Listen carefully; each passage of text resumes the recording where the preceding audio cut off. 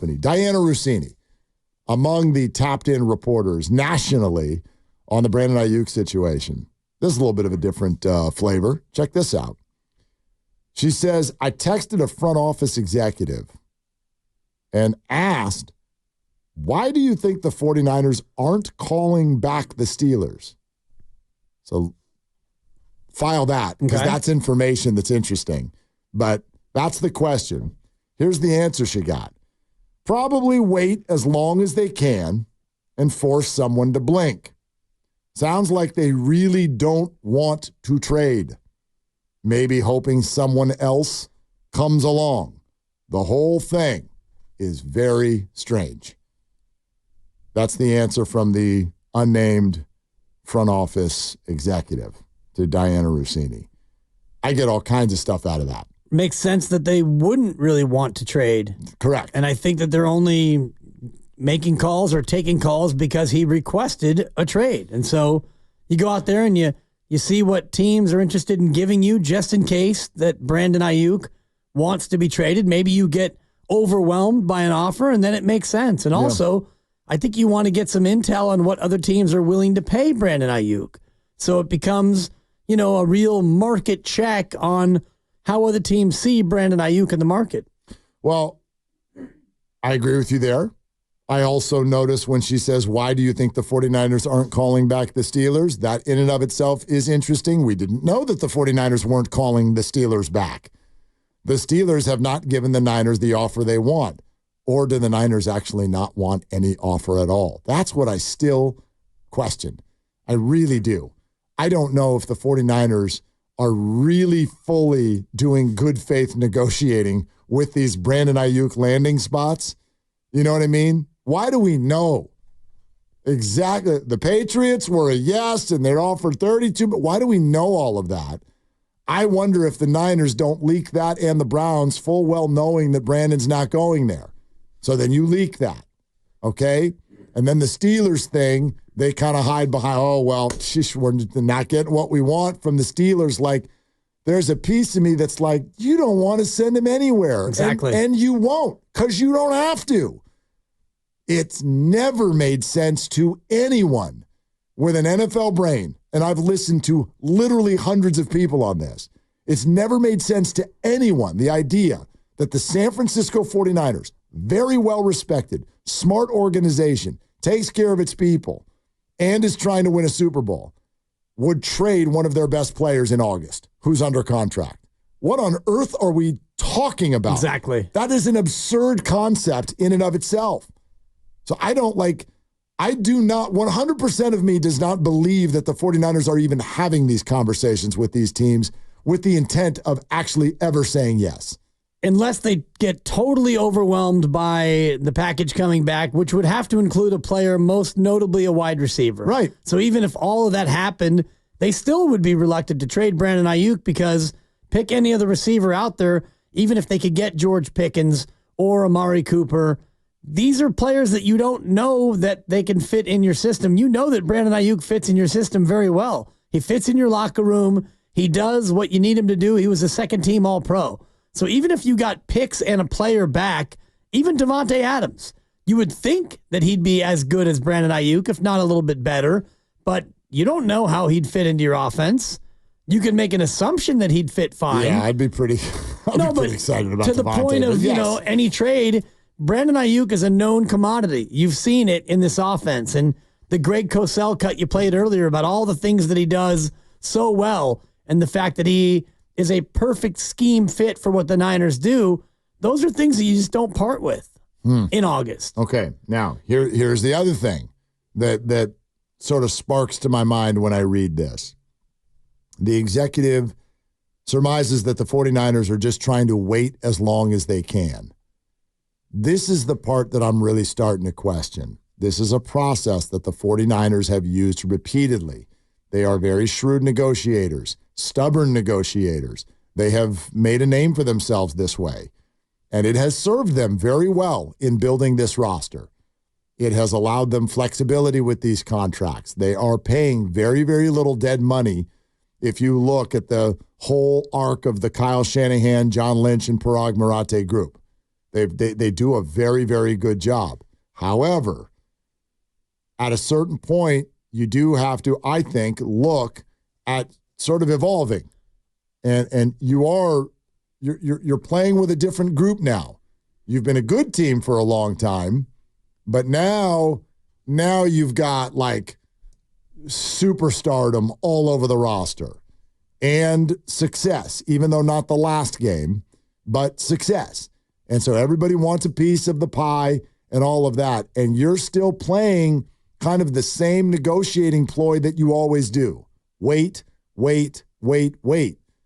And 2 off seasons in a row already, if not 3, it has burned you on some level. You waited with Debo, not that late, but he showed up out of shape and had a bad year. You waited with Nick Bosa way too long. He was rusty for a month. And now you've waited to a point with Brandon Aiyuk where the wide receiver market has exploded and you have ticked him off something awful and now are in the middle of a war of words in August when you're supposed to be getting ready for an important season. You've TikToked him off also. Well played. Thank you. I think that, you mentioned earlier process results. The process may need to change going forward, but right now you're so embroiled in this that I think your process continues to be something you have to look at because you have this meeting and it's a, behind closed doors meeting between Brandon Aiyuk, maybe his agent as well.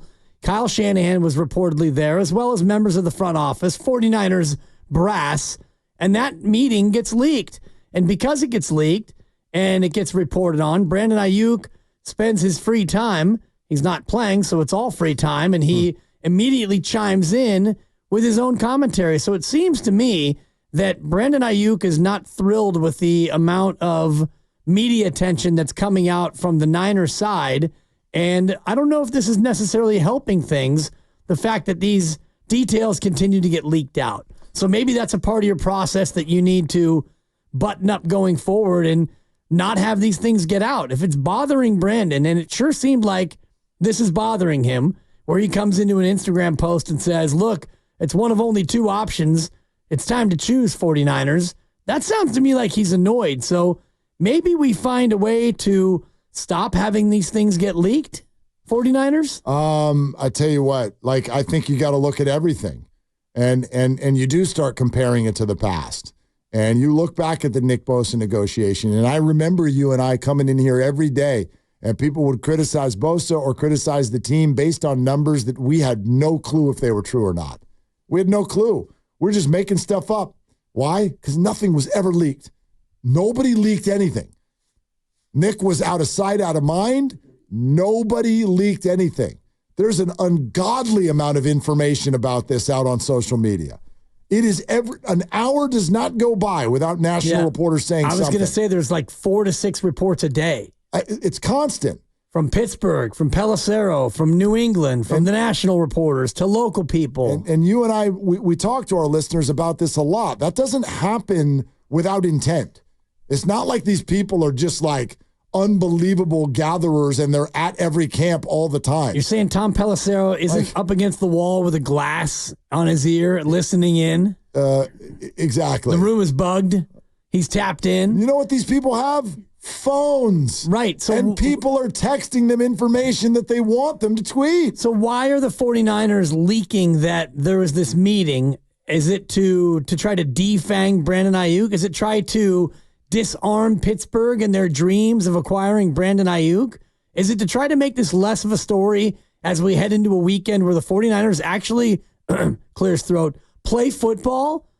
And I know it's an exhibition game, but there's a lot at stake for a number of these 49ers. Sure, all of them. I mean, what's the motivation for a Friday leak that there was a closed-door meeting and there was a kumbaya vibe? 2 things come to mind. Number 1, this makes the Niners look like the good guys, right? We're trying to make this work. And number 2, it calms everybody down who's on the, could you just get this over with front? You need something new to chew on. You need a reason why this week has passed, and again, you don't have a resolution. You know what I mean? The Steelers have made their offer, and the 49ers can either trade or they can just force him to play on the fifth-year option. None of these things are good. So you put out there to the public, hey, no, renewed meetings. We want to get into the room with him and maybe apologize and see if he will too.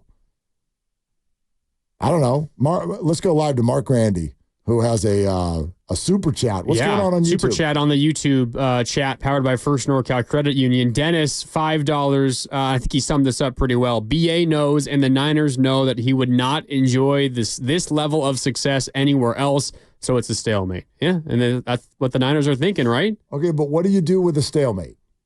What do you do with a stalemate? If you are an actual, right, we can't do a hung jury and just set the guy free. Like, we can't do that. If it's a true stalemate, then he plays his fifth-year option. Oh, God. If it's a true stalemate. Yeah, but that's not a good outcome. So I don't think that this is a stalemate. What I think this is more of a staring contest where you're waiting for somebody to blink. And Brandon Aiyuk so far has not blinked.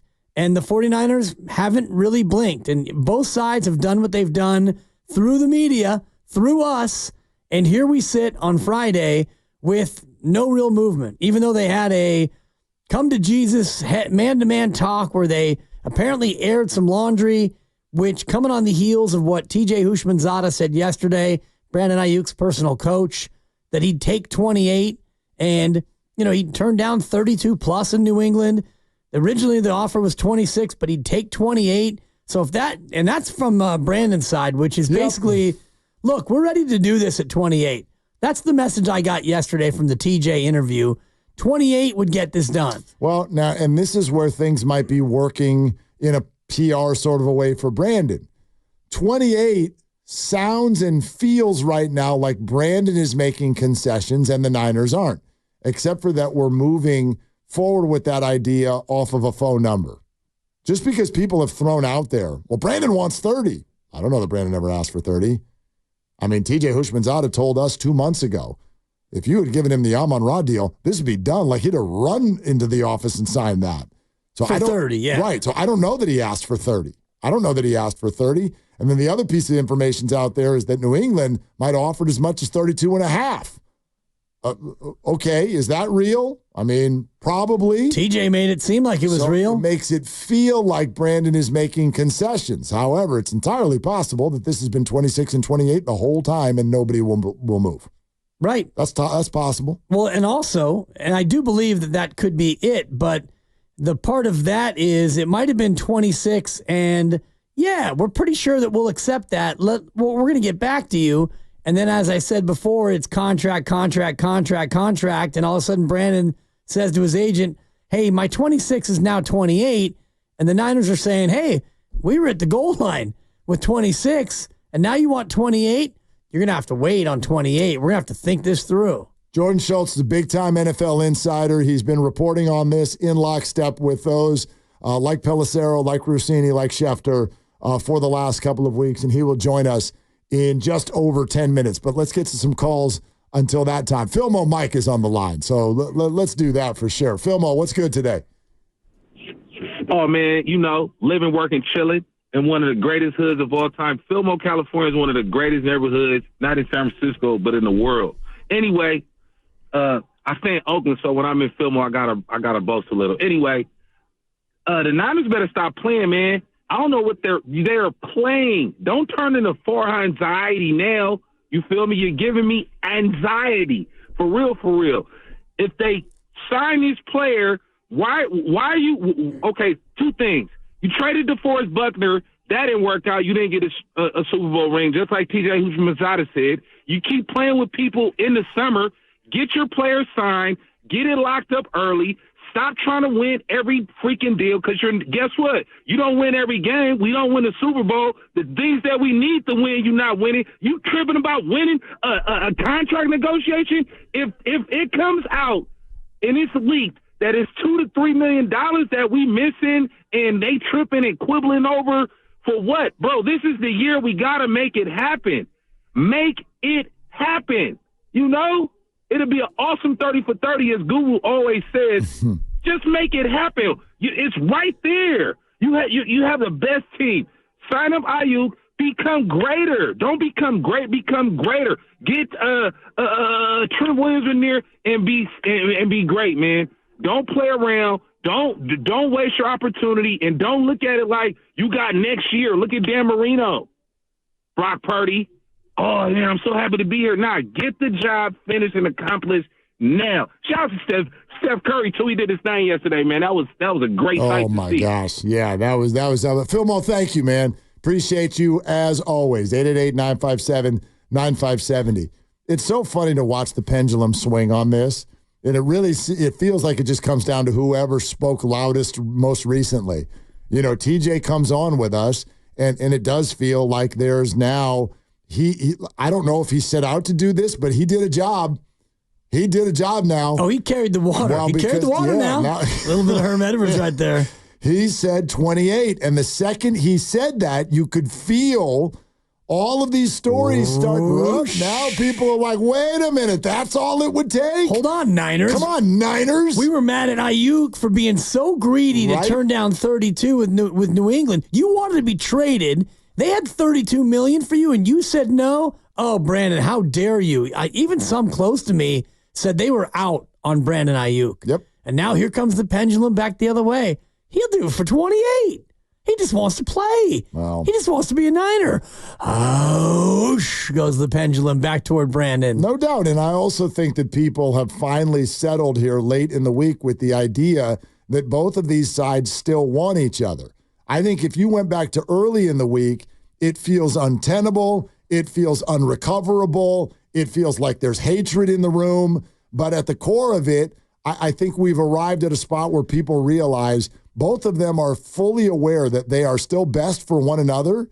And in their hearts of hearts, that's what they all want. Brandon wants to stay. The 49ers want the starting receiver opposite Deebo Samuel to be Brandon Aiyuk. And if that's what you want, you sort of get to the point where you're like, what are you fighting about? Right. Like, what is this really about?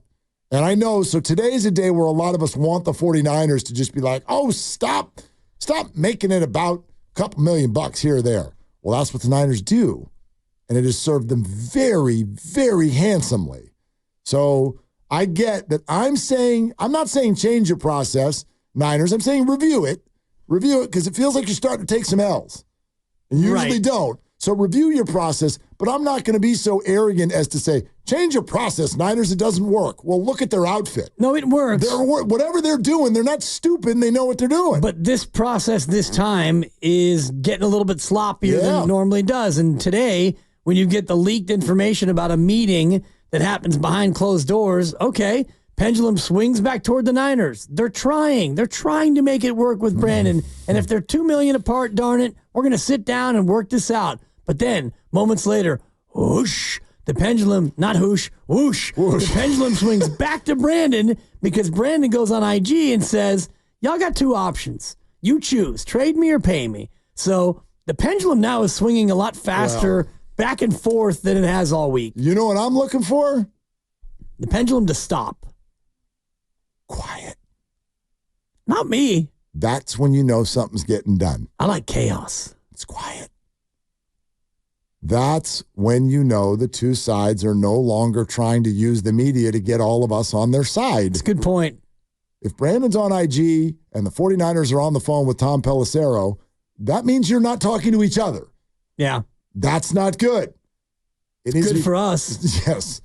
It's good for business. You know? 888-957-9570. Good for business. Okay, DJ in Brentwood. How about that? Hey, DJ, what's going on? How's it going, fellas? How you guys doing? Good.